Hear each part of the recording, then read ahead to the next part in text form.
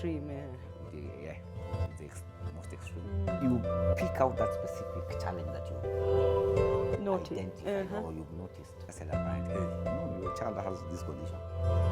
Like, And irregular child, it just happens subconsciously for them. Exactly. He doesn't realize what he's...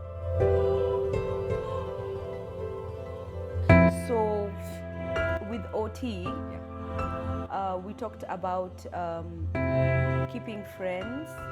I don't want to just limit it to that, but it can help, make their life more bearable and all. But it's not a cure. Is it will they need therapy forever, the OT? Or will a point come and they might not need it, they'll figure out how to, regulate, that's the word, on their own? Now, it depends with the level of severity, where a child's condition is classified at. Okay. Because we have some behaviors or some sensory issues which a child may outgrow. Also, there's a possibility of Exactly, outgrowing. which a child may outgrow, thereby making the OT's intervention not as effective at that point. And I'll give you examples. Things like tiptoeing for children with autism. It's common, Yeah. It reaches a point where they're able to overcome that. Oh, yes, Saad used to do that. He Yeah. doesn't do it anymore. Yeah, rejection of certain foods or textures. Yeah, now we're open to more foods. Yeah, the fear of certain colors. Interesting. The fear of heights. The fear of heights, eh? Yeah, the fear of heights. It reaches Mine a point didn't have fear. Yeah, we have those that have fear of Interesting. heights, and including biting and putting food objects in the mouth. It reaches a point where a child may outgrow that. Okay. But now, the only point where long-term intervention is required in terms of now having occupational therapists in place, including behavioral therapists, is when a child, in most cases, is when a child is having an issue with control of his emotions, emotional regulation. Got you. That is the only area where long-term intervention is required. These others are at least manageable. Yeah. So you mentioned behavioral therapy. So OT and ABA are different? Yeah. They're not the same thing? They're different. Okay. Applied behavioral. Please tell me more, tell me more. No, behavioral therapists are different in their approach, in how they engage with the children, because it's more of a psychological. Oh. Yeah. This is okay. When we look at growth and the growth and development process of children, we have the physical area of development, the cognitive area of development. We have speech, and then we have socio-emotional. It's a component in its own. Okay. Socio-emotional component of. Oh. So socio-emotional is the one that is responsible for making and establishing friendships. That's very keeping friends, right? And being able to know how you're supposed to react to, in different situations when you're engaging with other people. So for children with autism, it becomes very difficult for them because they have that challenge of reciprocating emotions. Got you. It's an issue to do with how their brain translates. Does that ever, do they ever overcome that? That is a challenge. It's a challenge that needs, that in most cases requires long-term intervention. Okay. And the reason why behavioral therapists are usually engaged is in cases where the child becomes violent. Negative, the negative behaviors. Where his behavior, instead of improving, is getting worsens. Okay. At such a point, a behavioral therapist may be very instrumental in terms of So how do helping the they child do improve, it? yeah. You know, I'm imagining a child lying down and the For behavioral autism- asking him, no, for so how autism- was your day? No, Let's so- dig in your childhood. Did your mommy hug you? So for maybe just to touch Kidogo tu kwa juju to tu. touch on the surface on how we manage we manage emotional regulation as occupational therapist. You manage it. We usually manage emotional regulation for autistic children through reinforcement, either positive or negative. You understand that now? That's why Saad likes tickles. I think at school they use Very good, tickling yeah, as very a... good, yeah. Now this is the thing. Now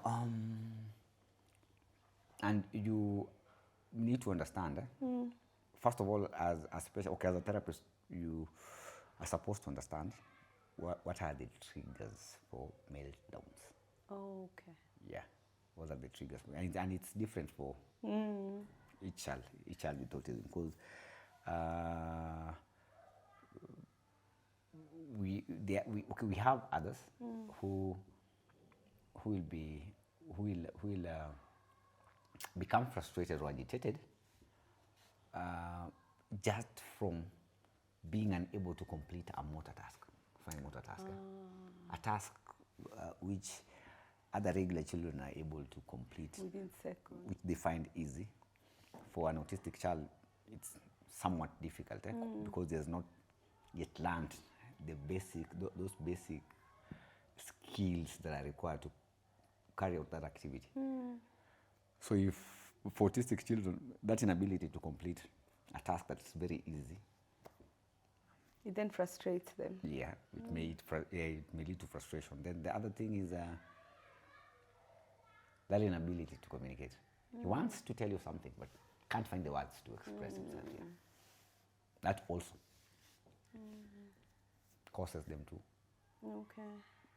develop the meltdowns. So now this is the thing.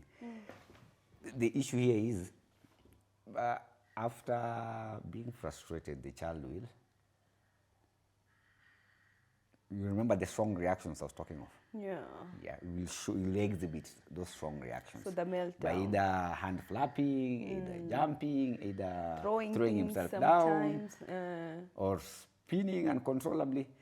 So Self-harm. self-harm we have there. So now, how then do you deal with that?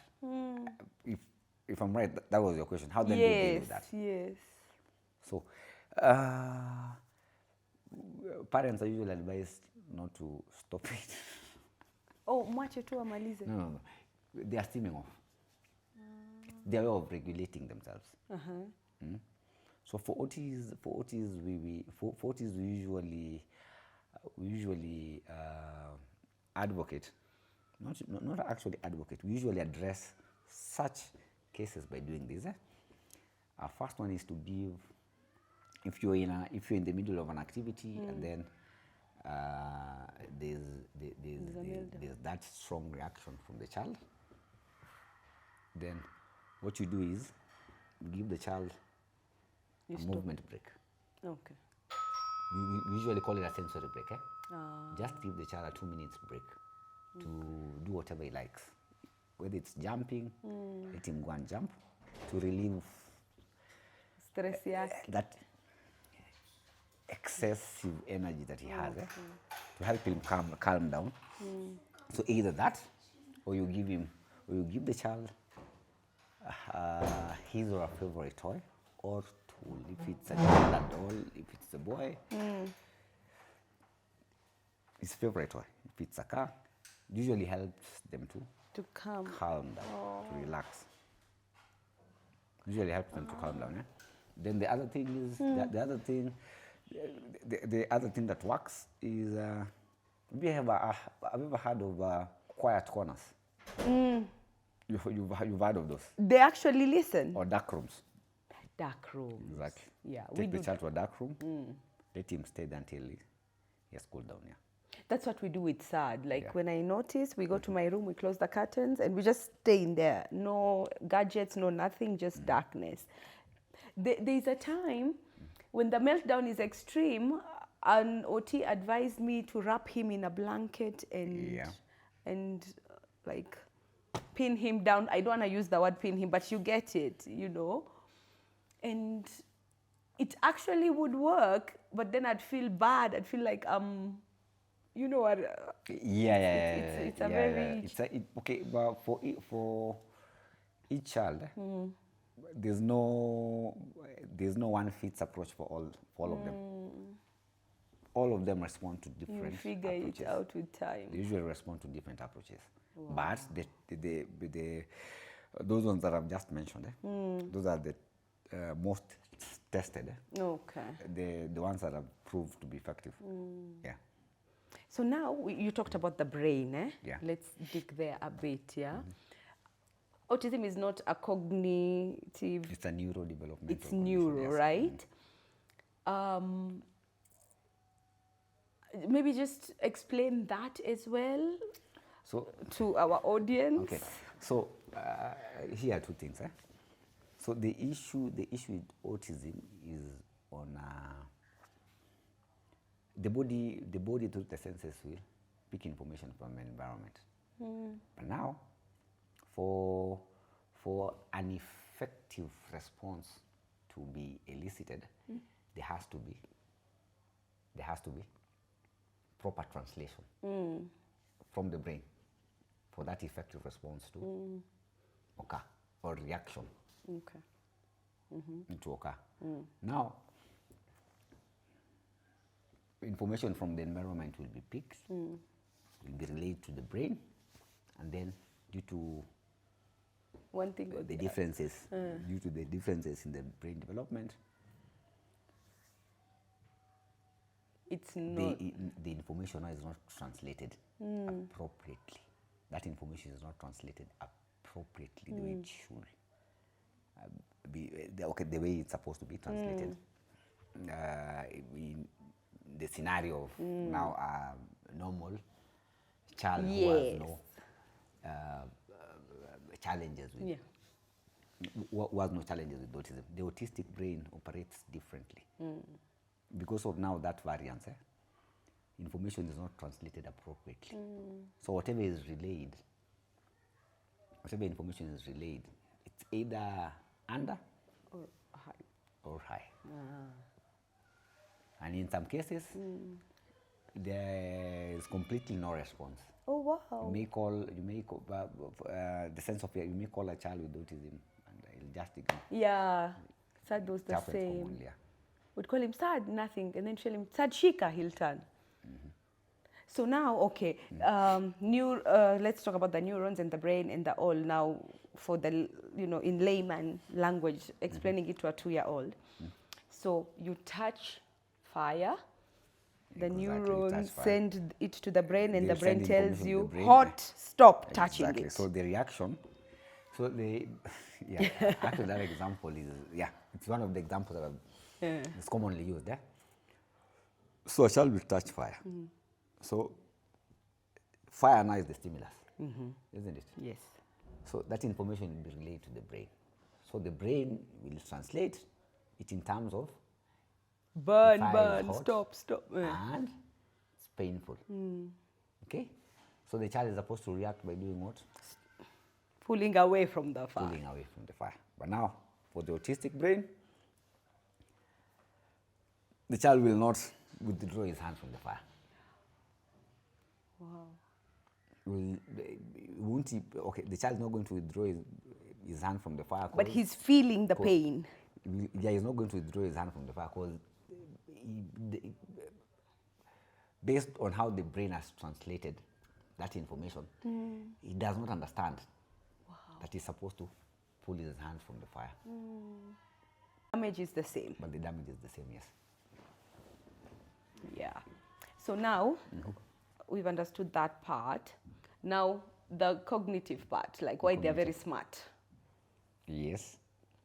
Like, I don't understand how the same brain cannot tell them fire burns, but the same brain can tell them, let's do brain surgery, and they do it immaculately, So, for autism, according to some research Okay, according to some researchers, they've linked autism to, they usually link autism, the autistic brain to geniuses. Exactly. Yeah, but now, this But is the how thing. does a genius not feel? It's still a gray area that needs to be We need researched on. time, yeah? Needs to be researched on, really, because um, you'll most often find most autistic kids being fond of numbers, patterns, you know, arranging items in a specific way, OCD. you know. Mostly issues to do with problem solving, thinking, reasoning, memory, right? But when it comes to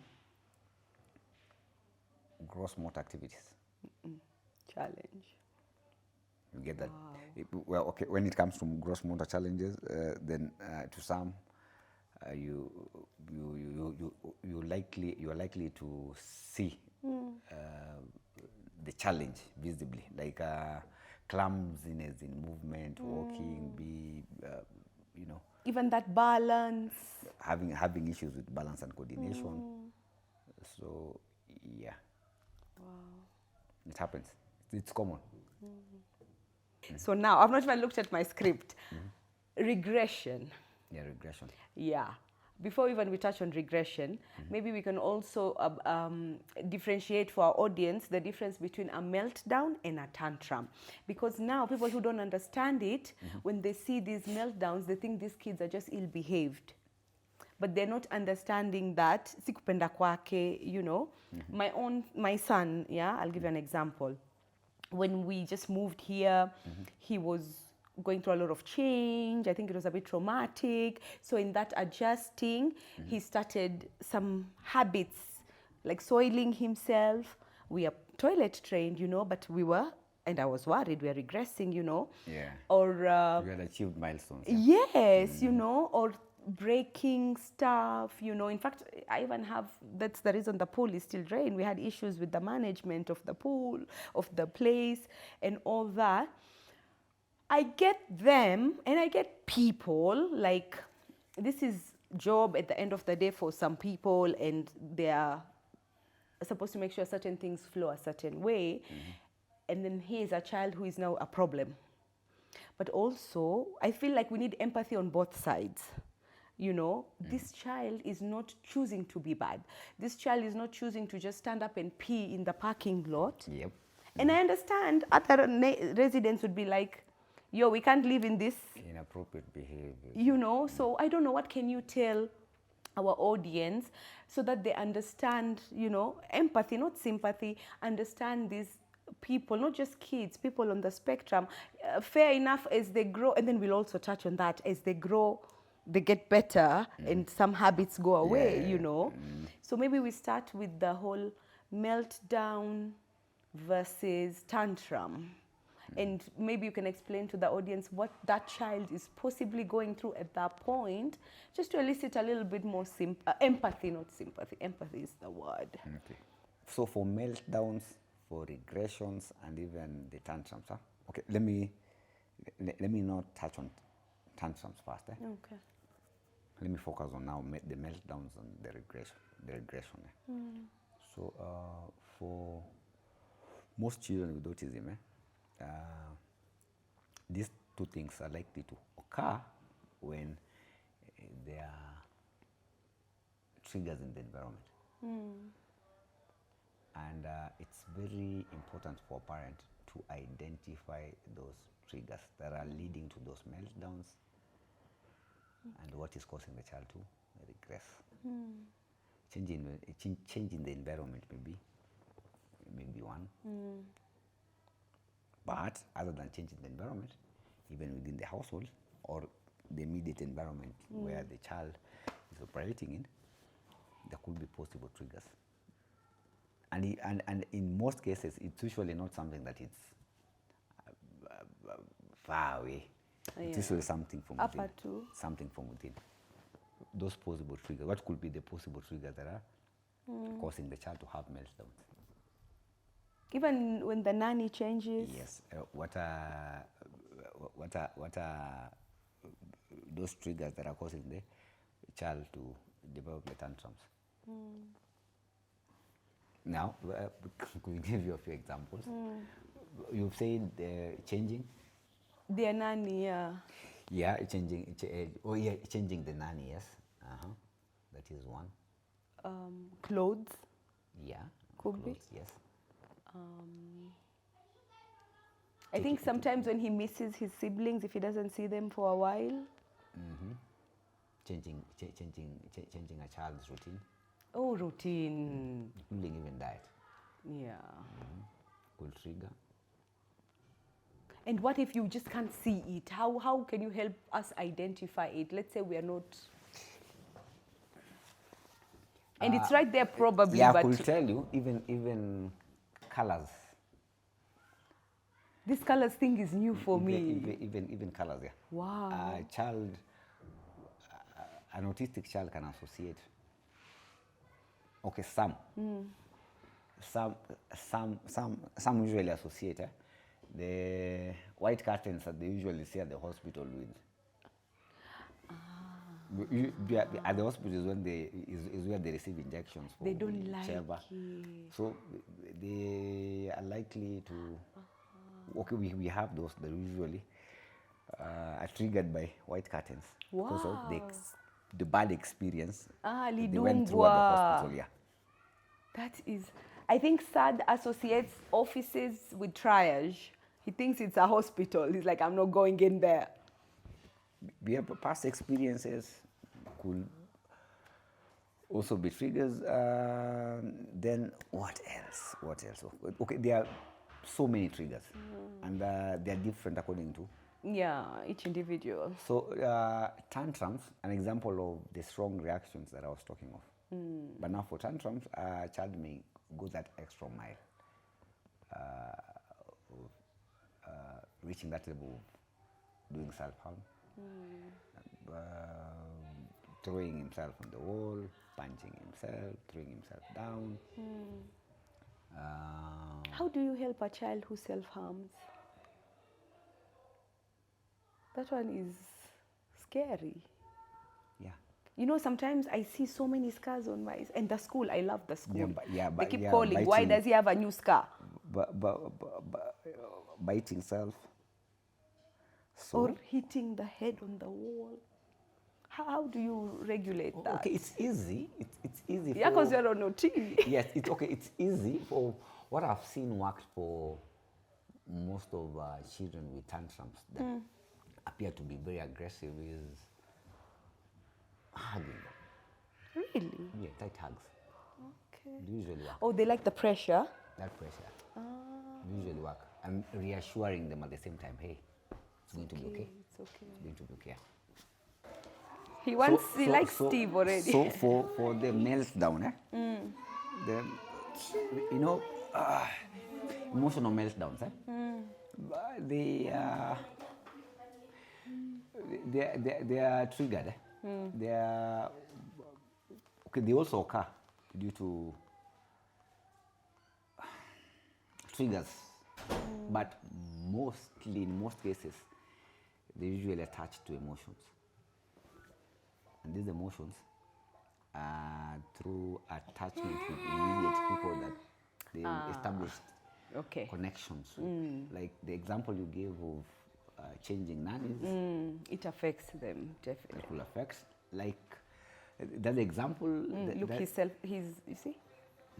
He's picking and pinching. That example is, let's assume you change the environment, you change this environment, you went possibly you took him to visit Shosho, let's say. a Shosho or a family member away for the weekend. And when you come back, the whole day, may have a meltdown the whole day. Emotional meltdown the whole day. So this thing, they say that it's not that autistic people don't have emotions. they experience just like us. Exactly. Yeah. They just don't communicate it the way we do. Exactly. They're not able to reciprocate appropriately. Because there was a time You will smile and I you will not possibly noticed smile back. something even with him, because sometimes he'd be hyper, and then like if they're going somewhere the sisters would go, he'd stay back, you know. Yeah. And that started bothering him until we picked up on it, you know. So now tunapambana tu tunaenda huko nje, and you know, kani woni wo. But there's a misconception that they don't, I don't want to use the word lack emotions, but they don't show emotions. But it's not that they don't experience the emotions. They experience the emotions. Even worse than us. Exactly, yeah. Wow. It's just, their challenge is on expressing it appropriately. And is it true as they grow, they improve? Yes. Through training, yes. Also, there has to be the intervention. Exactly, yeah. Through training, yes. They usually improve. Because I was reading, there's a professor, Baba Punguza, Habibi. There's a professor, I think he's just got hired by Harvard, and he's autistic, and he didn't start speaking until he was 11. Yeah. But now, and he was, you know, Baba, they thought he was slow and all, but now he's a professor, you know. So I'm really looking forward to that. Yeah, there is room for improvement, yeah. Okay, that's very interesting. Yeah. And there's actually research. Research has actually established that structured routine for most children with autism helps them reduce the anxiety, and by reducing the anxiety, they're able to focus, and it actually creates rooms for them to learn. Yeah, I agree about the routine thing. Like, his time for bed will come, he'll tell you, sleep. Twende. Yeah. So it's very important to keep the routine, right? It's very important to keep the routine because it helps them reduce the anxiety. Then they're not fighting with their senses. Okay. And when they're not fighting with their senses, whatever you train him is able to. Okay. Now retain it and understand. And you see, why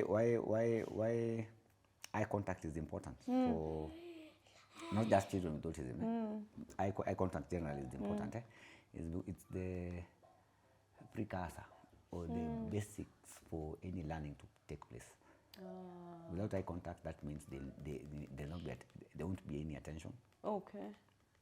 Then if there is no attention, then the concentration obviously will be a challenge. And if concentration will be a challenge, then even if you're trying to engage the child, child will obviously ignore you. Okay. So he is not going to learn anything.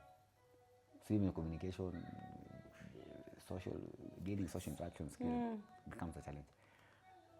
There's this one school I went to, we were looking for admission for him, and they had this sensory room, and it would vibrate. So what's up with the vibrations, maybe? Is that scientific, or does it calm them when they feel vibrations? It helps to calm them, yeah. Interesting. It helps to calm them, yeah. Okay. I'm planning on setting up a center, so I'm learning and you know, getting... So, vibration. So we have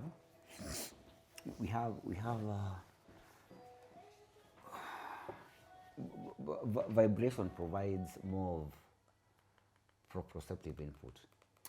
The one he's seeking. It falls under tactile. Exactly. Plus, I'm becoming an autistic. The end result is that calm relaxation effect. Okay.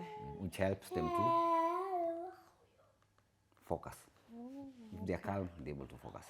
If they're not calm, the anxiety level is high. And the swings? Stimming.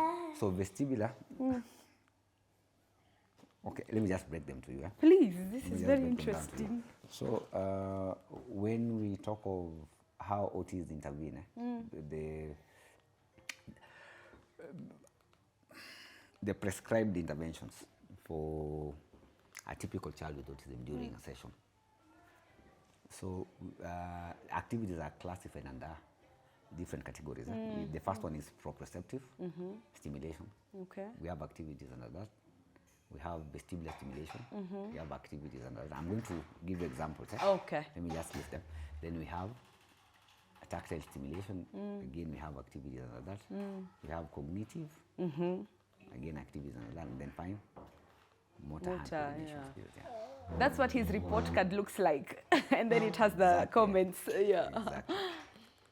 So, yeah, and okay, for gross and fine motor skills, gross and fine motor skills, or just motor skills, the activities and all that. So, just to give you examples on that each quickly.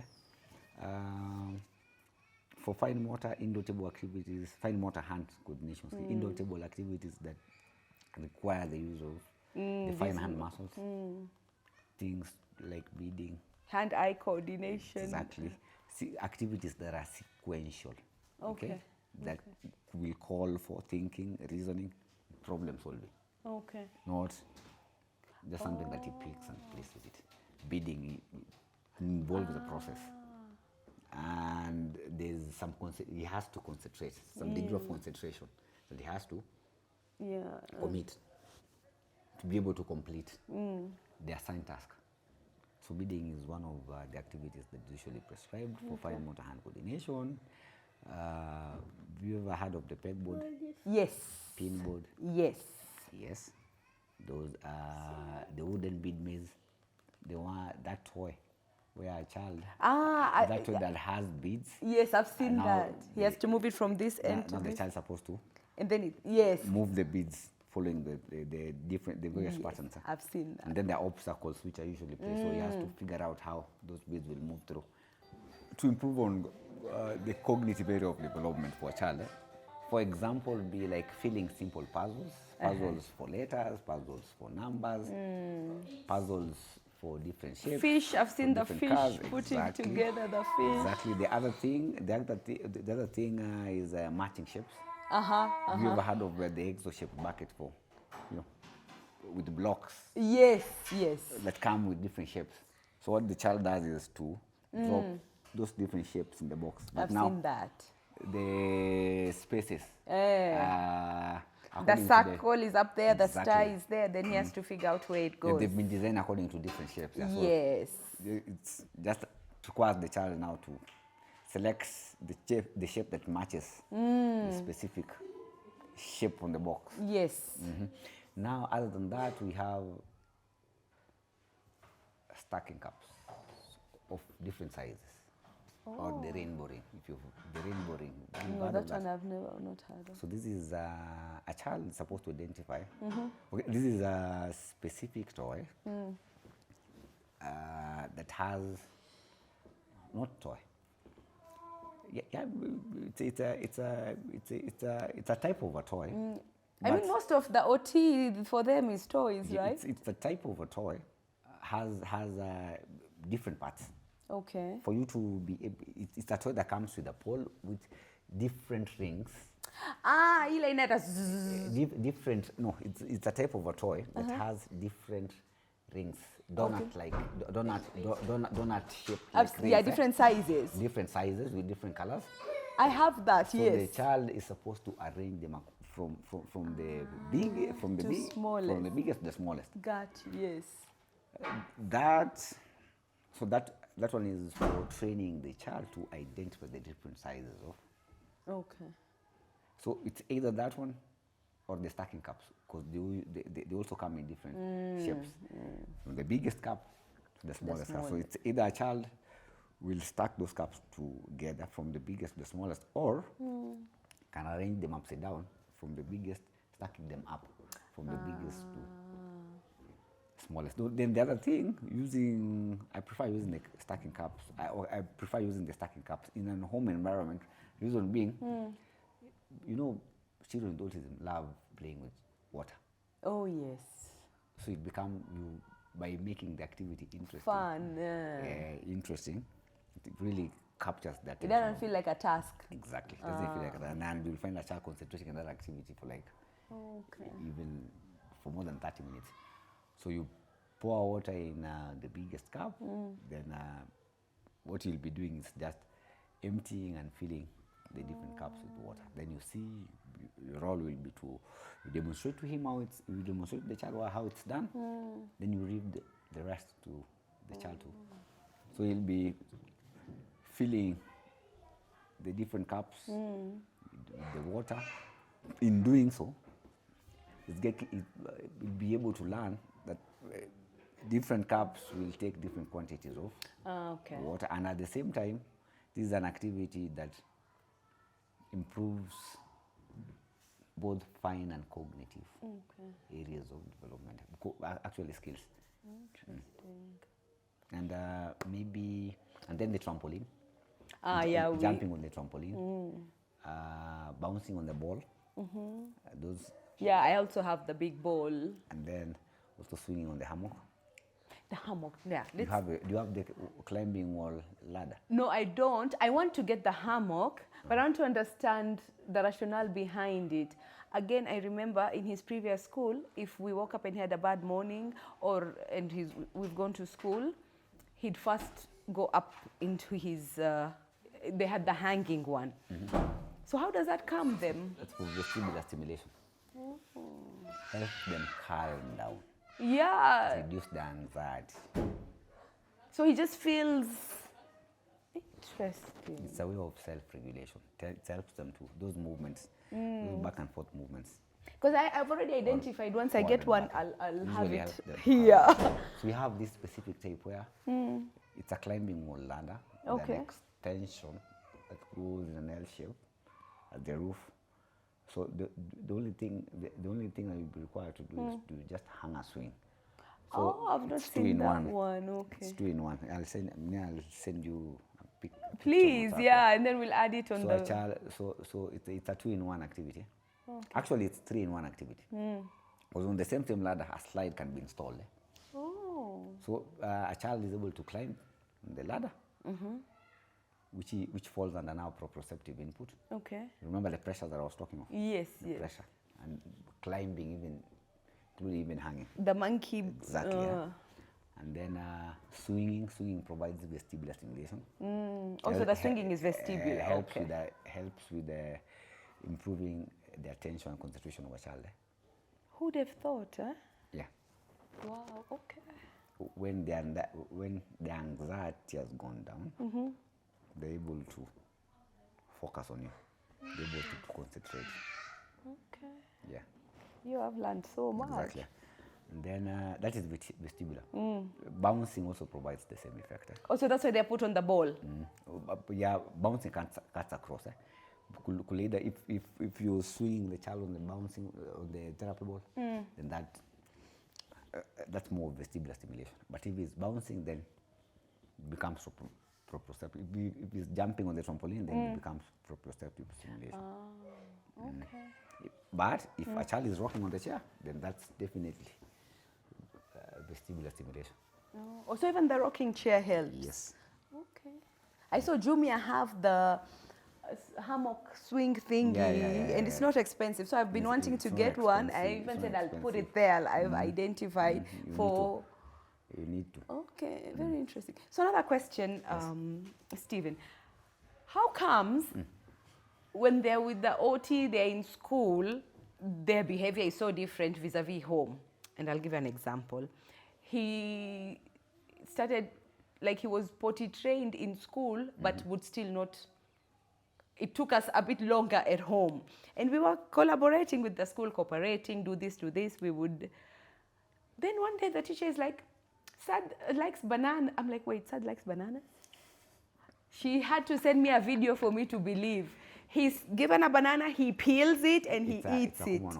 Apa jaribu. It's a common occurrence. So what happens? How comes, I feel like, I don't know if we slow them down as parents, or is the love, I don't know, but why do they do better in school and when they're with their therapist vis-a-vis home? Yeah, I think it's something that is common. It depends on the approach. Okay. The approach in terms of the approach that is being used at school, right? And the approach At home. the immediate caregivers or the parents are using at home. Okay. Now, these are two different sets of environments. And this is how you've connected. Kuna venye amenizoea. There is that relationship that has been cultivated. So this is how he behaves. At the end of the day, he needs to be a child, you know. So this is how he behaves when he's with you, and this is how he will behave when he's at school. At school, yeah. But ultimately, it's very important to make sure you are applying the same intervention or the same approaches in management of the challenges you want to see or the areas you want to see improvement in the child. Okay. I'll give you an example. We have the ACE detect principles for improving a child's attention and communication, and they're pretty effective, but only when applied Properly. but by both parties, the parent And school. also at school. Okay. Because there's no you can tell me at school when the child is feeding. He's feeding himself. When the child is feeding, he feeds when he is seated down. But when he comes home, Oh, yes. when he comes home, he can't sit on the table. You used to feeding him when he's where? Yeah, on the Lying- couch, watching lying on the Cocomelon. couch. Yeah. Yeah, that is the thing. So you have to apply the same principles. Okay. It's good to get better results. It's good to apply the same principles. Yeah. Okay. So maybe we can talk a little bit about stimming. So we touched on it earlier, and that's how they're coping. So I want to give you another example. I was again researching, and I will. Some kids, you know, they like touching their privates as a steam. It's steaming, but you know, when somebody who doesn't understand just sees them, it looks, you know. So steaming, should we stop them when we see them? Because obviously, when I see him doing that, Baba, stop, you know. Does that interfere with his regulations, how he's regulating himself? Like, how do we deal with steaming? Do we just let them be? Is it something we need to intervene? It depends with which type of steaming. We have negative behaviors. As a child grows, he's also growing socio-emotionally. The habits he will pick on the way that needs to be alleviated. It reaches a point where you have to engage a behavioral therapist because the child behavior is getting out of control. Okay. But other than that, for children with autism, remember, children learn through imitation and copying, isn't it? They learn most of the things from the people that they immediately live with, isn't it? They learn from what you train them, or they are trained at school. So, just like any other normal child, when you've observed a negative behavior in a child, you are supposed to discourage that behavior from happening through, again, we will go back to Right tools. the reinforcement that I used, either positive or negative reinforcement. Gotcha. Right? It's a lot. Yeah, and you are supposed to discourage. You're supposed to discourage that behavior immediately you've noticed it. That is wrong. Don't do that. it. That is wrong. Don't do that. If you had plans to take him to swimming, you can use that as a form of negative reinforcement to discourage that behavior from occurring. A positive reinforcement will be Tickles. if you don't do that, You'll get this. yeah. Will You possibly can think of anything creative. Possibly increases the number of times he goes to swimming, or take him to blah blah blah, or get him candy, blah blah blah, or give him stickers. At the hospital, we prefer giving Stickers. kids Okay. stickers. Yeah. So positive reinforcement is reintroducing whatever he likes. If it's having to give him his favorite toy, or taking him to the playground, you can play around with those reinforcements, either positive or negative, to discourage the negative behavior. But most importantly is to discourage Immediately. but in a simple, clear language that he understands. Yes. So if you feel it's progressing, then you can get an ABA, Exactly. a behavioral. If it's out of your control, then you can engage a behavioral